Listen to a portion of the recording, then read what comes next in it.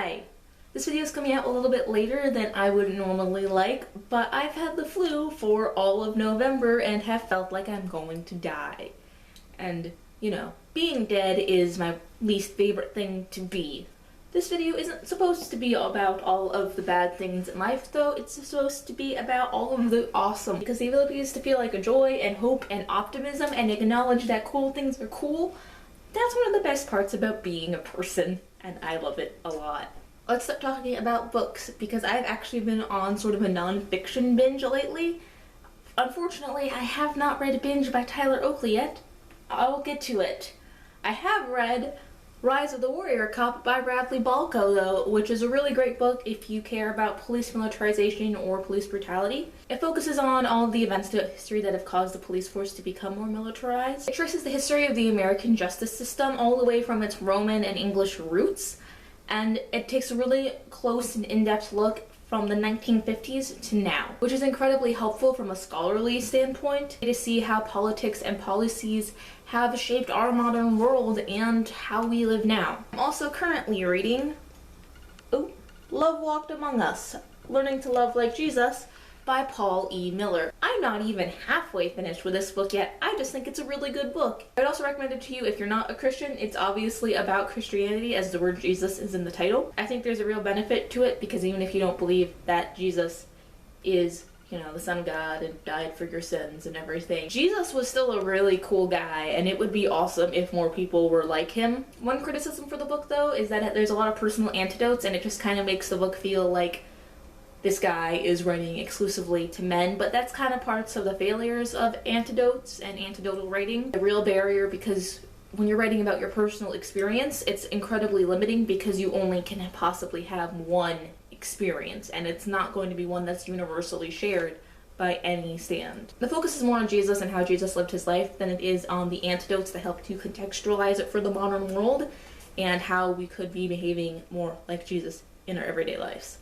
So it does work, but it is still feeling a little bit limiting in the way that he writes. Also, television is something that I have watched an amazing amount of in this past week that I have been sick. I am really excited about some of the new shows that have come out, though.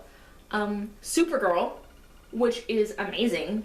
I love it. The inner geek in me is totally freaking out over Supergirl, because I loved the comics when I was younger.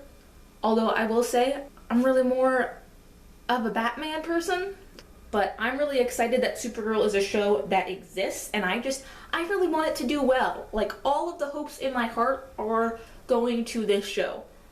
A lot of people have criticized the show so far for saying that it's just, you know, the Devil Wears Prada with a superhero, but what superhero show isn't also about somebody's, you know, secret identity and trying to blend in with the crowd? And also, The Devil Wears Prada is an amazing movie. It is just amazing, as everything Anne Hathaway touches is. I stand by that.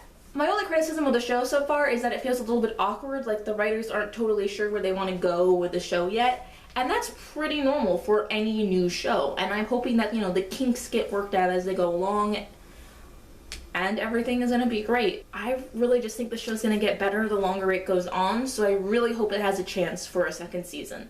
On Netflix, Aziz Ansari just came out with a new show called Master of None, and I've only watched the first episode because it came out today. I delayed filming this because I thought I would love it, because Aziz Ansari is just, he always makes me happy. I only watched the first episode, but it's funny, it's entertaining. It's just about a guy trying to figure out what he wants to do with his life and what path he should be on, and if he should have, like, kids. That seems like a solid show, and I plan to finish it by the end of next week. And on to what I believe is the most important of all my favorites, the YouTube favorites, because this is my community, and I care about this a lot. Some of my favorite people got together to make something called Muzzled the Musical. It is amazing. It's just great. It's a story taking place in this magical land where all of your power comes from music and from singing, and because of, you know, war and power structures and how people in power like to stay in power, only royalty is allowed to sing. The songs and the music, the score, it's all so good. Everything having to do with music is beautiful and amazing and good, and I really wish the story was longer. I wish they had gotten more funding in their Kickstarter that took place a little over a year ago. But it's It's good. It's good. I wish they had more funding to make more. Please tell them to make more after you watch it, because after you watch it, you will want more. I mean, this cast is amazing. The costuming is beautiful and intimidating, and I love all of the show. Also, my friend Alex Bragdon has agreed to make a video every day in November, which is challenging and hard, and I cannot believe he actually agreed to do this. What is wrong with you, Alex? Alex has always made things that I've enjoyed. That's why we're friends, because he made stuff that I liked. So it's great. He is funny and intelligent and thoughtful, and I think you should check out his videos. Finally, in cute animal news, what we all know is the best news. I found out that there is such a thing as a surrogate otter mom. They're just otters who live at aquariums full times, and they teach rescued otter pups how to otter, and it's adorable and wonderful because otters make excellent foster parents, and I didn't know that, but they're just helping to make the world a better and more adorable place that has more otters in it, which is just the best thing, and I am unbelievably excited that this is a thing that exists, and it's also such an amazing program for us to be doing to help rehabilitate animals, because it makes sense to have actual animals teach animals how to be animals. Because as much behavioral enrichment that we can offer as people, it's never really quite as good as it can be, especially with baby animals. Remember to leave a comment telling me things that you've loved in the past month. Don't forget to like and subscribe, and I'll see you next time. Bye!